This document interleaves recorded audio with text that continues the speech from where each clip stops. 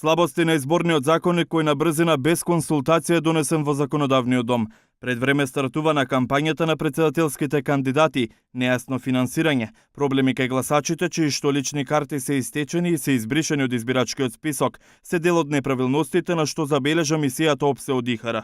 Жените наведуваат се недоволно застапени во јавниот живот, додека Гордана Селјановска-Давкова, која се трка за фотелја во председателската вила, се соочува со дискриминирачки и неосновани критики за незината возраст и пол.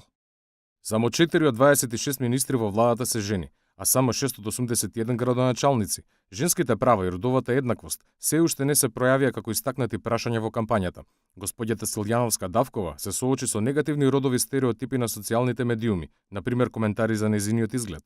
ОПСЕ од Ихара им забележува и на председателските кандидати дека беа вклучени во активности на кампањата пред официјално да се регистрираат на 21 март, како што се средби со граѓаните, давање интервјуа во медиумите. Наведуваат, иако законот предвидува санкции, сепак содржи нејасноти за предвременото водење кампања.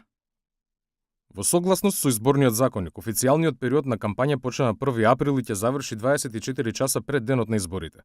Како што предвидува законот, кандидатите го прекинаа водењето кампања по својата формална регистрација, иако политичките партии продолжија да ги презентираат нивните програми, да ги критикуваат нивните ривали и да ги поддржуваат председателските кандидати зад кои застанаа.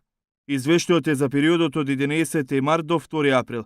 Мисијата ОПСЕ од Ихара наведува и дека не е постапено по нивни претходни препораки. Ги посочуваат сите слабости околу начинот на финансирање на изборната кампања, без барање на отчет за расходите кои ги направиле партиите што ги поддржуваат кандидатите. ОПСЕ од Ихара на изборите ќе има 250 наблюдувачи.